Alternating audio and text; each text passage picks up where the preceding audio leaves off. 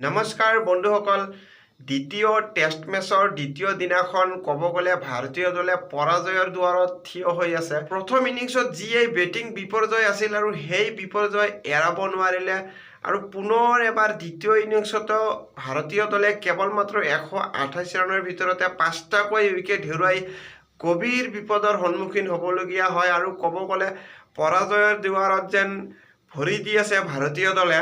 মেচখনত দিনৰ আৰম্ভণিৰ পৰা ক'ব গ'লে ভাৰতীয় দলৰ প্ৰথম ইনিংছৰ 180 ৰানৰ বিপৰীতে অষ্ট্ৰেলিয়ান দলে আজি 337 ৰান কৰিবলৈ সক্ষম হয় আৰু 157 ৰানৰ এটা ডাঙৰ লিড লৈছিলে ঘৰুৱা দলে আৰু ইয়াৰ মূলতে আছিল ট্ৰাভিছ হেডে 141টা বলৰ ভিতৰত 140 ৰানৰ যি এটা তুফানী ইনিংছ খেলিছিল আৰু ট্ৰাভিছ হেড যেন ভাৰতীয় দলৰ কাৰণে পুনৰ এবাৰ এটা খপনাম ৰূপে থিয় হৈ একতৰফীয়াভাৱে অষ্ট্ৰেলিয়ান দলৰ হাতত মেচখন মুভ কৰি লৈ গৈছে ট্ৰাভিছ হেডে। কিন্তু ভাৰতীয় দলৰ বলাৰসকলে যে 337 ৰানত অল আউট কৰিবলৈ সক্ষম হৈছে অষ্ট্ৰেলিয়ান দলক, সেয়াও ক্ৰেডিট দিব লাগিব। কাৰণ শেষৰ ফালে মহম্মদ সিৰাজে যি ধৰণে বলিং কৰিছিল সেয়া আউটষ্টেণ্ডিং বলিং আছিল আৰু ট্ৰাভিছ হেডৰ লগত যি ধৰণে বাক বিতৰ্কত বাৰম্বাৰ সোমাই পৰিছিলে মহম্মদ সিৰাজে আৰু অৱশেষত ট্ৰাভিছ হেডৰ উইকেট লৈ সেই বাক বিতন্ত্ৰৰ প্ৰত্যুত্তৰ দিছিল। কিন্তু মেচখনত জয়ৰ কাৰণে যি প্ৰত্যুত্তৰ দিবলগীয়া আছিল সেই ক্ষেত্ৰত ভাৰতীয় দলৰ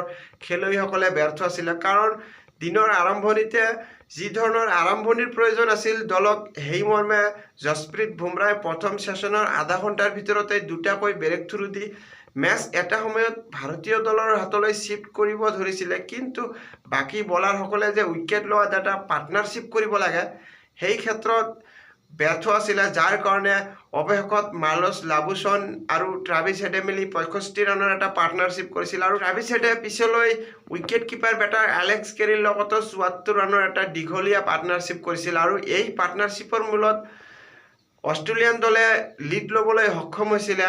কিন্তু চাব গ'লে অষ্ট্ৰেলিয়ান দলে 157 ৰানৰ এটা ডাঙৰ লিড লৈছিল যদিও ভাৰতীয় দলৰ বেটাৰসকলে পুনৰ এবাৰ বেটিং বিপৰ্যয়ৰ সন্মুখীন হয়। ভাৰতীয় দলৰ বেটিং লাইনআপৰ কথা ক'ব গ'লে যেন কোনো এজনেই টেষ্ট মেচৰ বেটিং কৰিব অহা নাছিলে, প্ৰপাৰ T20 বা ODI বেটিং কৰিছিলে। কাৰণ টেষ্ট ক্ৰিকেটত যদি কিছু সময় নলয় বা ক্ৰিজত কিছু সময় নকটোৱাই ৰান কৰাটো ইমান সহজ নহয় আৰু ভাৰতীয় দলৰ ইনিংছ আৰু অষ্ট্ৰেলিয়ান ইনিংছত চাব গ'লে কেৱল মাত্ৰ ব্যৱধান এয়াই আছিলে যে ভাৰতীয় দলৰ বলাৰসকলে বল খুব কমকৈ এৰিছিলে আৰু তাৰ বিপৰীতে অষ্ট্ৰেলিয়ান দলৰ বেটাৰসকলে বল বেছিকৈ এৰা দেখা গৈছিলে আৰু অষ্ট্ৰেলিয়ান দলৰ বেটাৰসকলে যিবিলাক বল খুব কঠিন আছিলে তেনেবোৰ বলক কেতিয়াও এটেক কৰিব যোৱা নাছিলে, যাৰ কাৰণে অষ্ট্ৰেলিয়ান দলৰ বেটাৰসকলে ৰান কৰিবলৈ সক্ষম হৈছিলে। কিন্তু ভাৰতীয় দলৰ যিহেতু প্ৰথম ইনিংছত 157 ৰানত পিছ পৰি আছিলে আৰু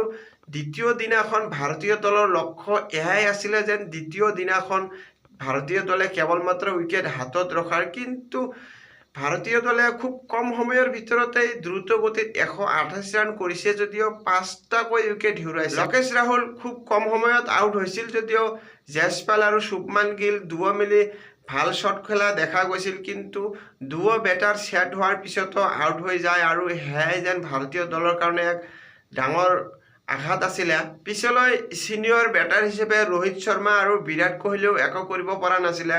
কোহলিয়েও আজি কেৱল মাত্ৰ 11 ৰান কৰিবলৈহে সক্ষম হয় আৰু ইয়াৰ পিছত ৰোহিত শৰ্মায়ো কেৱল মাত্ৰ 6 ৰানতেই পেভিলিয়নলৈ উভতি যায় আৰু ৰোহিত শৰ্মাই ওপৰ জুপুৰি 12টাকৈ ইনিংছত ব্যৰ্থ হৈ আহিছে আৰু ৰোহিত শৰ্মাৰ যদি লাষ্ট 12টা ইনিংছ চোৱা যায় কেৱল মাত্ৰ 142 ৰান কৰিবলৈ সক্ষম হৈছে আৰু 12টা ইনিংছৰ ভিতৰত কেৱল মাত্ৰ এবাৰহে 50+ স্ক'ৰ কৰিবলৈ সক্ষম হৈছে আৰু এভাৰেজ যদি চাব যায় তেনেহ'লে একেবাৰে বিল' এভাৰেজ 11.83 এভাৰেজ। যদি কোনো এজন ছিনিয়ৰ বেটাৰৰ এভাৰেজ যদি 15তকৈ কম থাকে বা 11.83 থাকে তেনেহ'লে দলৰ অৱস্থা কেনে হ'ব ইয়াৰ পৰাই অনুমান কৰিব পৰা যায়।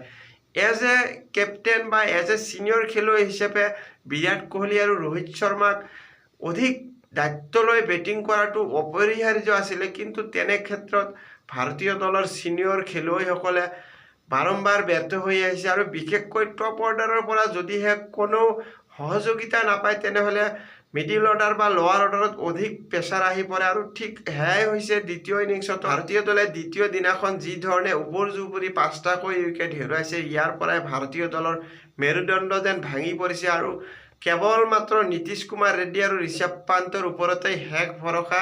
আৰু পিছলৈ ৰবিচন্দ্ৰন অশ্বিনে যদি কিছু কণ্ট্ৰিবিউট কৰিব পাৰে তেতিয়াহে কিছু ক্ষীণ এটা আশা জীয়াই থাকিব পাৰে। লোৱাৰ অৰ্ডাৰ বেটাৰসকলে কি এপ্ৰ'চ লৈ তৃতীয় দিনাখন বেটিং কৰে ইয়াৰ ওপৰতেই মেচৰ সকলো নিৰ্ধাৰণ কৰিব, কিন্তু এয়া নিশ্চিত যে তৃতীয় দিনত মেচখন পৰিসমাপ্তি ঘটিব এয়াই নিশ্চিত হৈ পৰিছে। আৰু চাবলগীয়া বিষয় হ'ব যে ভাৰতীয় দলে অষ্ট্ৰেলিয়ান দলক কিমান ৰানৰ লক্ষ্য বান্ধি দিব পাৰে। যদিহে 180 ৰানৰ টাৰ্গেটো বান্ধি দিব পাৰে তেনেহ'লে হয়তো মেচখন কিজানি ৰোমাঞ্চকৰ হ'ব পাৰে।